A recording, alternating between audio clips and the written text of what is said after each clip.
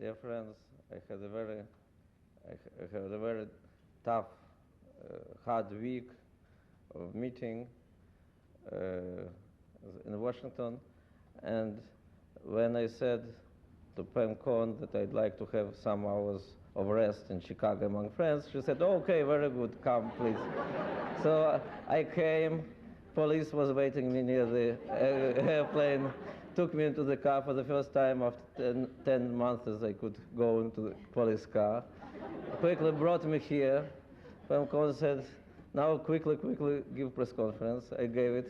Now she said to me, "Now please give a speech 45 minutes, okay?" And all this is said that I enjoy rest among friends. Thank you.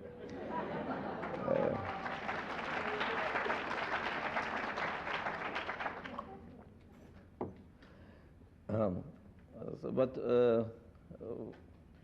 I must say that I enjoy for 10 months already this kind of freedom, and but what makes my task easier is that I feel that I became free man not 10 months ago, but now it's already more than 13 years ago, when I changed my life fully, turned my life from the life of assimilated Soviet Jew, and started looking for freedom not in assimilation, but in turning back to our Jewish roots.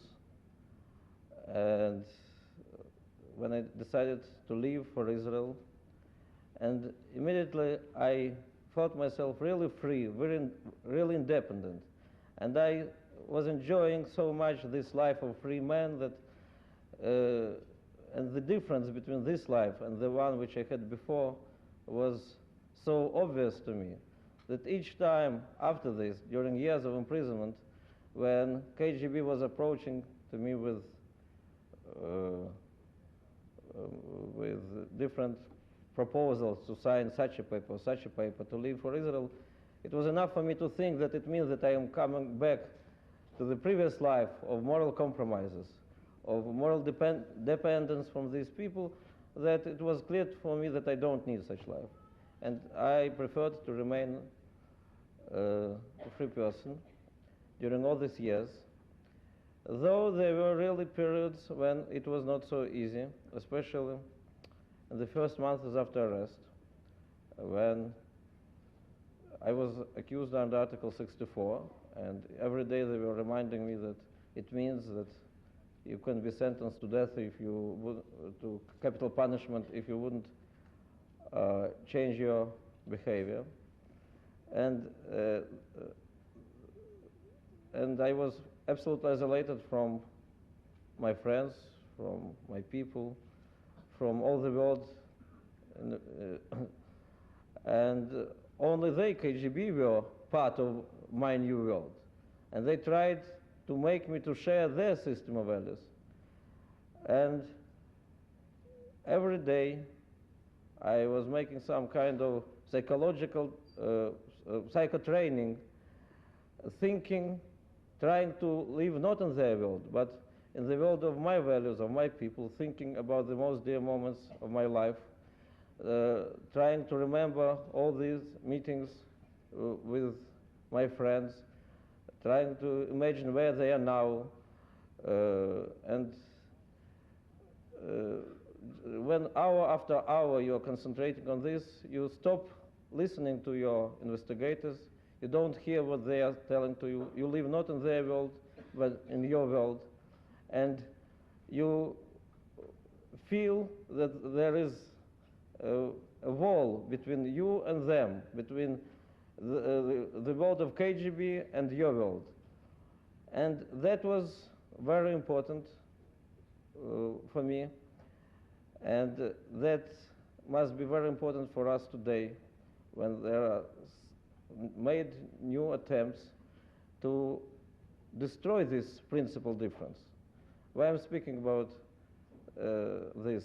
Because now, for the last years and months, we face, I'd say, unprecedented public relations campaign of Soviet leaders, who try to convince us that they are more human, more liberal, more civilized, who are staging real performances while releasing one or another dissident, one or another prisoner, giving permission to one or another Jew, and somehow there exists impression when I travel in Europe or in America, when I speak to the correspondents, to politicians, I see that in spite of all the arguments which are given to them and examples, they want to think that nevertheless there is some important evolution in the Soviet Union,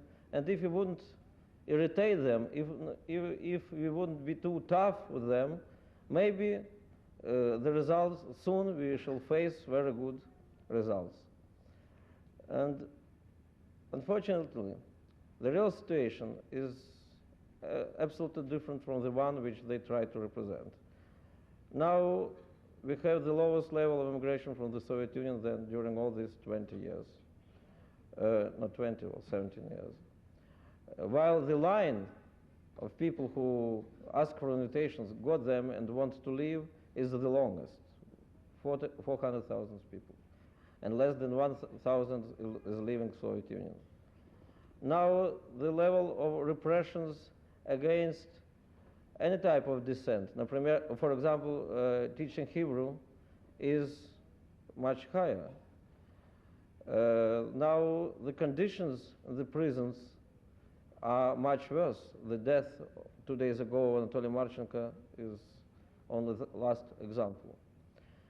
One more example of this, how successful can be Soviet Union in trying to present new face to the West, is the new immigration law. Only recently in Vienna, Soviet representatives were convincing the world, explaining to delegation of American senators and congressmen, were explaining in their press conferences that now soon there will be published a new law which will simplify all the procedure, which will remove all the obstacles. Now every bureaucrat will understand what the state demands from him, and you have simply to stop your protests, because the law is law. The one who, in accordance with the law, can't get permission will get it. That's all. And there were articles in very important Western newspapers that even if Gorbachev wouldn't change his system, and we cannot expect from him to do it, but the very fact that they want more legacy, the very fact that they want to make it clear to every citizen what are his rights is very good. And so we must agree to this step. And the law appeared about 1 month ago. And Jewish activists in Moscow, and in Israel, and other places think that it's the worst step against immigration since 1972, when the Soviet Union tried to stop immigration with the help of tax and education. Because under this law, only those people who have direct relatives, sister, brother, mother, father, or children, can apply for visa. It means that approximately 90% of those who already ask for invitations from Israel cannot even apply. And of course, from those who apply can be refused. And the reasons for refusal are formulated in such a way that everybody can get them. Or it is state secrets, or the other state interests, or the considerations of moral health of population, as it is said, or public order. Well, everybody who knows the Soviet system understands that such formulation don't explain anything. But what's most interesting, that this time, not like in 1972, there were practically no protests against this law. To the contrary, responsible people continued speaking that it's maybe little but a good step towards the improvement of the situation, and we must encourage the Soviet Union to follow this way, as if they didn't notice what is written in this law. And it shows how successful Gorbachev was in his policy of public relations, of using democratic institutions of the West for presenting a new face. That was one of the reasons why I decided to leave my family for a week, to come to America. I was meeting with President Reagan, with people in State Department and White House, with many senators and congressmen. The idea is that there will be quite a clear message to the Soviet Union that they didn't succeed in the campaign of misinformation. I think that yesterday's speech of President and of Assistant of State Secretary on Human Rights Shifter, on Human Rights Ceremony, made such a clear message to the Soviet Union, and I hope that in January the Senate and Congress will pass a resolution against this law. But of course, if you want really to change the situation of the Soviet Union, the policy of the Soviet Union towards immigration,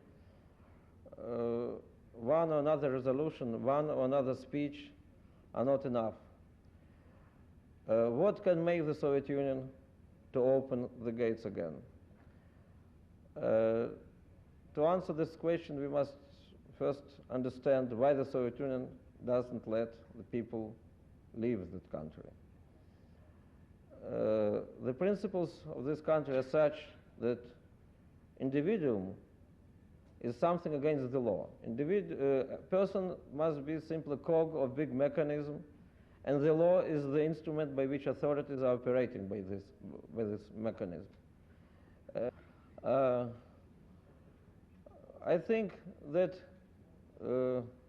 with all the uniqueness of our Jewish history and Jewish question in many respects, I think that they are keeping us in the Soviet Union not because we are Jews, but because it's against the very principles of this system, of this society, to let people decide, to let people make any independent move.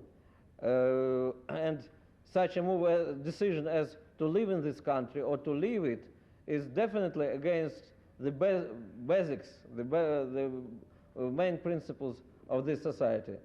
If people will feel themselves free to live in this country or to leave it, they will be much more independent from the rulers.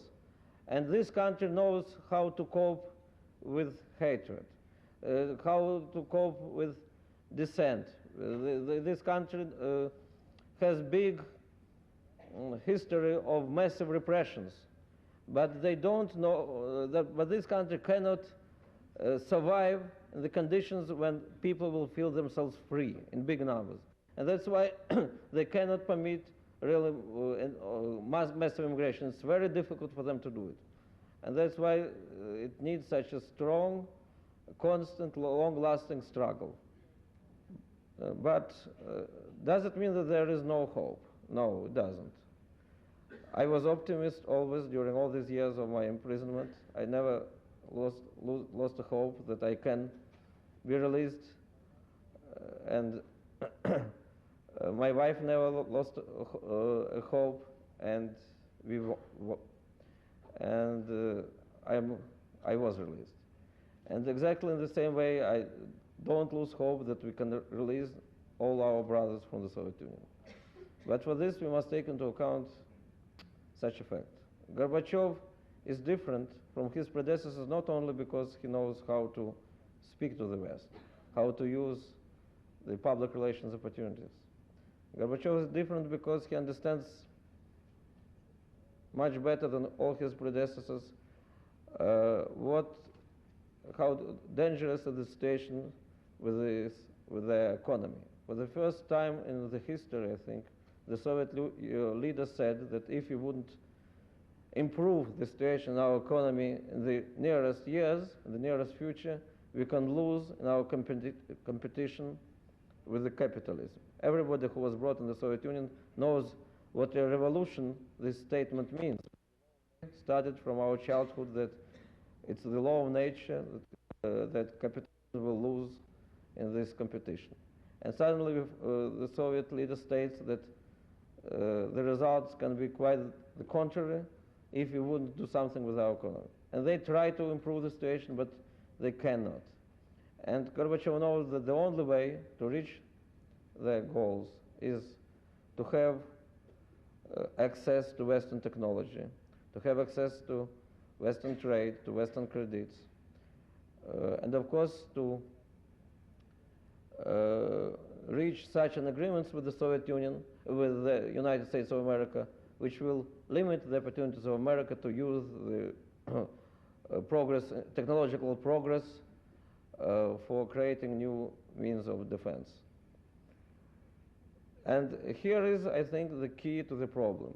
If you will succeed to make a linkage of the issue of human rights, of the issue of Jewish immigration from the Soviet Union, of the issue of political prisons in the Soviet Union, with the vital interests of the Soviet Union, economical, scientific, access to credits. If our message will be very clear that the violation of human rights with the Soviet Union creates the atmosphere in which no trust is possible and in which no lasting, reliable agreements can be reached, then we can really reach our aim. But for this, a lot must be done. On individual level, we must get more and more information from the Soviet Union, and that's why there must be more trips to the Soviet Union, more contacts with the activists in the Soviet Union. This information must be brought and must be widely publicized in order that the world will know the truth each time when we hear Gorbachev or when Gerasimov is on the TV, on American TV. The real facts about the situation in the Soviet Union will be no less publicized than these press conferences. It's important that there will be massive demonstrations. It's important that there will be such an atmosphere in which the Soviet Union will, the Soviet leaders will see that they cannot deceive the public opinion. But also, what is very important, that we will not be helping to the Soviet Union to circumvent Jackson Amendment, to find the ways of getting Western technology, of getting credits from private banks, of reaching far-going economical agreements with one firm or the other. And here everything depends from us, from public opinion of the West, from Jewish organizations.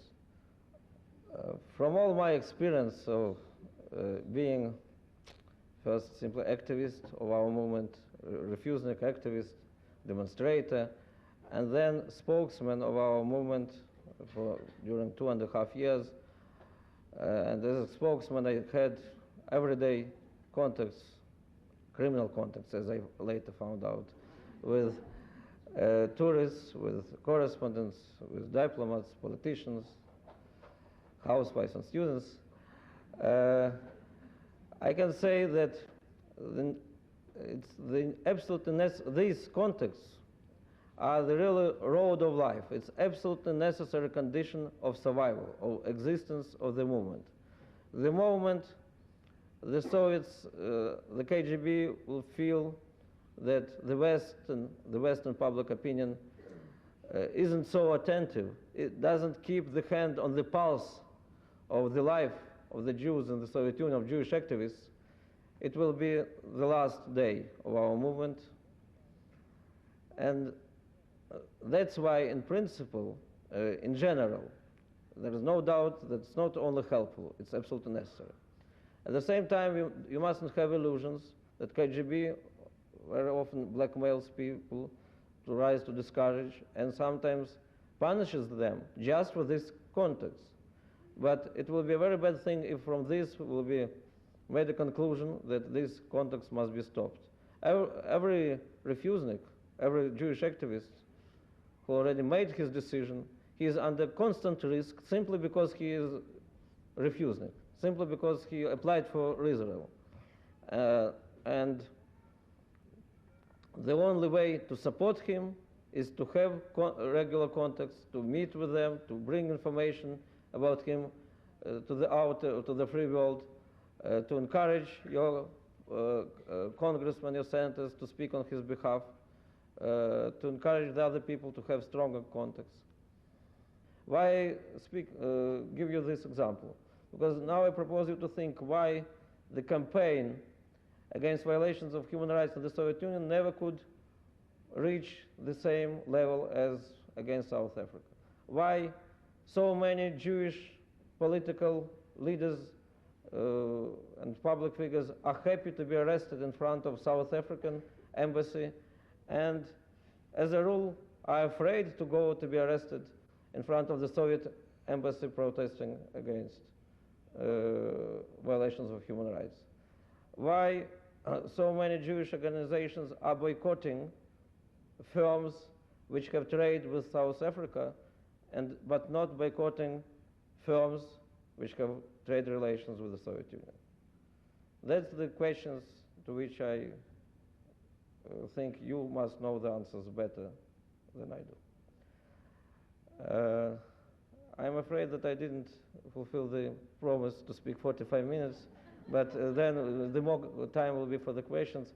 I'll only finish with one scene from the hard period of my life, from this period of investigation, which became very symbolic, and I like to remind it. Approximately, well, after investigation continued for more than a year, and I was fully isolated from the world. I knew nothing what's happening in the world.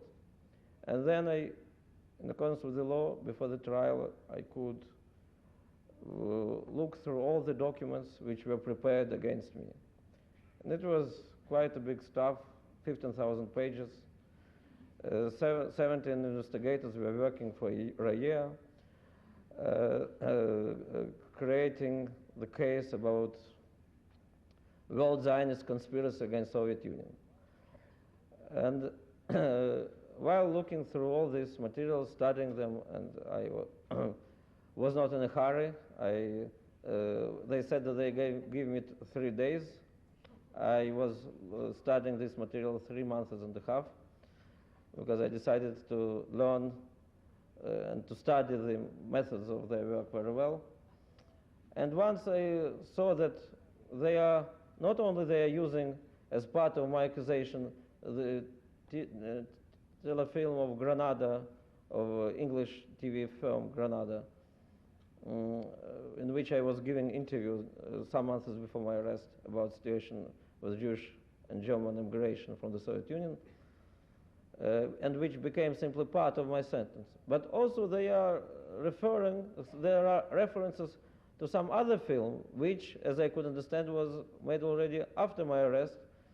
There were references to it because some of the people who were interviewed, who were already abroad, some of my friends, were giving me were speaking about me as about Zionists, as about the one who was sending many letters about situation with human rights in the Soviet Union, and they used it as proof of my criminal activity. In accordance with the law, I have the right to see all the documents which are used against me. And I demanded. They didn't want. They tried to resist. I appealed to the prosecution. I was referring to the fact that I don't have my lawyer. They didn't let me to have defense of whom I wanted, and I refused to have theirs.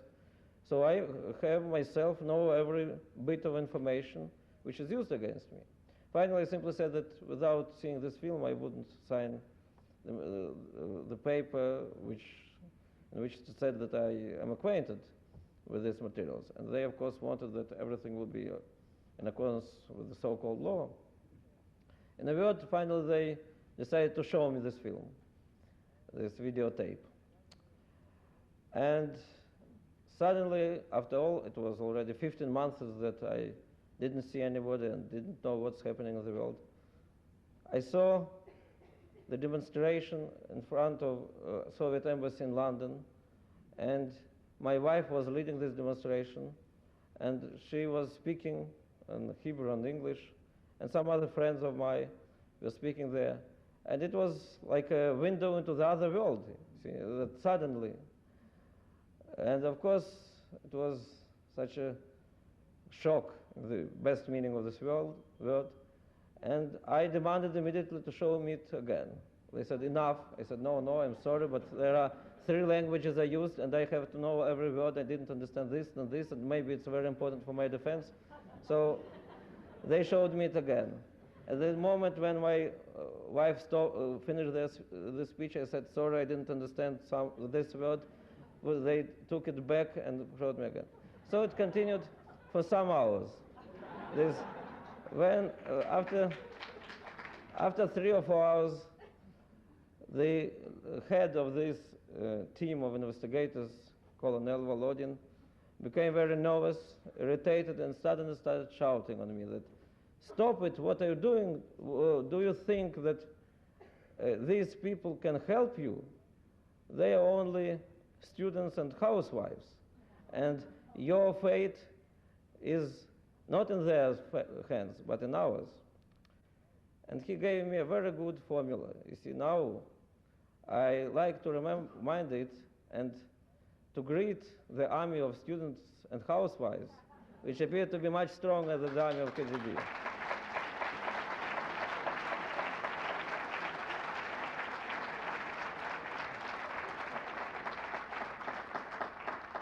And I call you not to underestimate your real strength and to think how we can use this strength now to open the gates for our brothers from the Soviet Union.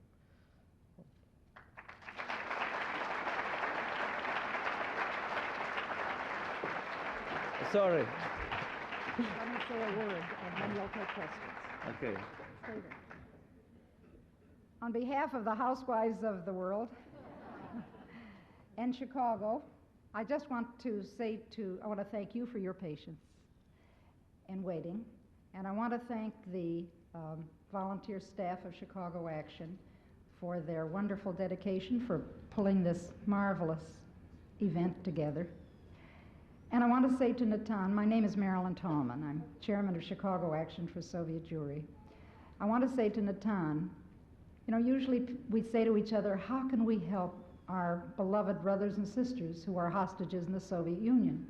But I want to say to him, it was his courage and his faith and his optimism and his humor and his brilliance that leapt over walls and over oceans right to us. So it was you, Natan, who gave us courage, and for that we thank you.